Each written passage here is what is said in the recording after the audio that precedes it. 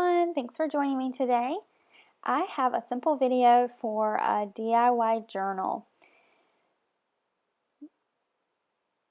So to get started, we're going to talk about the materials.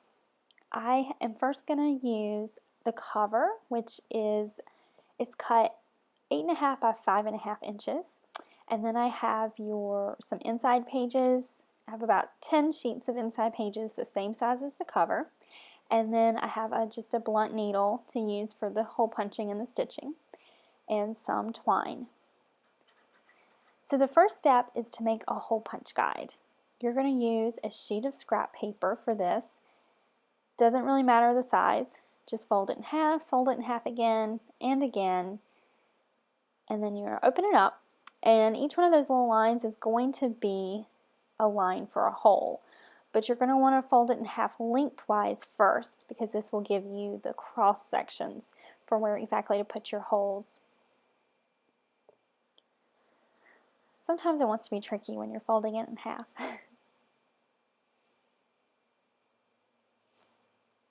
And there you go. So next, you're going to use that hole punch guide to punch your holes. Just place it in the fold of your journal cover, just like that, and then use your needle to poke the holes. It's really, really simple. Just poke it all the way through. Doesn't have to be anything special. Sometimes it's going to get a little fumbly. Just kind of keep it in that fold. They'll all kind of fit together. And once you have your cover, put all your holes punched in your cover, you'll use that to punch some holes in your inside pages too. So you can see there, and I just kind of keep stacking the pages behind that.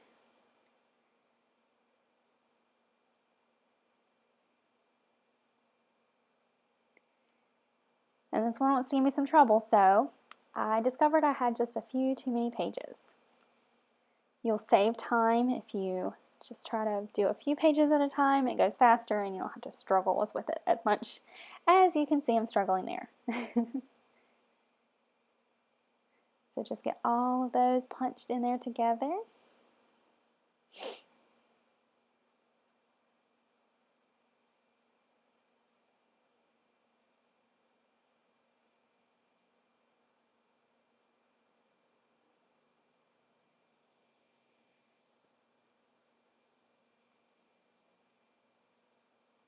So the last step will be to get everything stitched up together.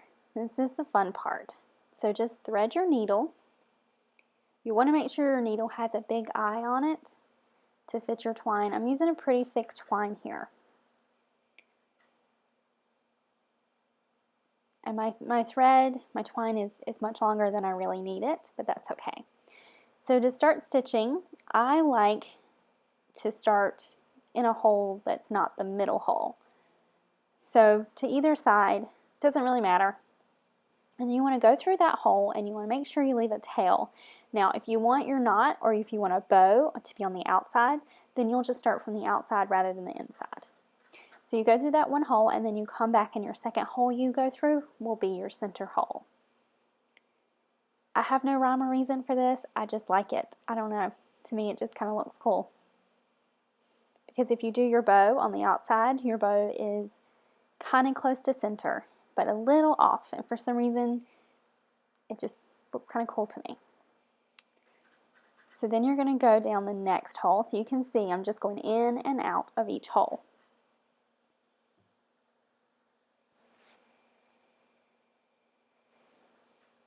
And it wants to loop around weird, but that's okay. Just keep going.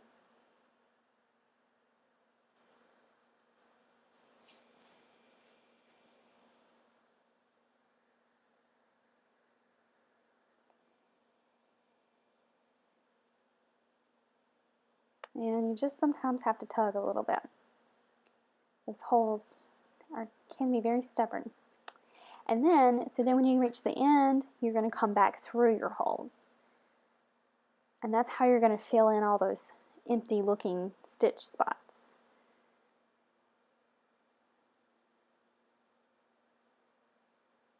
Now this one you want to make sure that you're holding your tail there because you don't want to accidentally pull it all the way back through.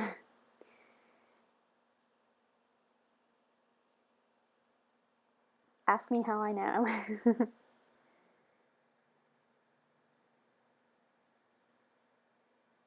And then this is your last one, so you'll see that we'll have a full thread or full twine spine here, just like that. And then right before I tie everything, I like to kind of pull on all the little strings and just kind of give everybody a little extra tug so that everything is nice and snug. You can see there how flat everything is. Just looks a little more professional. And then you just need to tie it off. As you can see, there's tons of twine left. That's okay. There's enough to use for another book there too. I just find it a little easier to use if there's extra and I don't feel like I'm running short. So all I've done there is tied a simple knot and then snip my ends, and that is it. You have a book. You're ready to go. So here's a quick little flip through. You can kind of see what some of the pages look like. So you can see it'll lay flat, which I think is really cool. I really hope you enjoyed this project. It's so much fun. If you have any questions, just post them below and I'll make sure to answer them. Thanks so much for watching.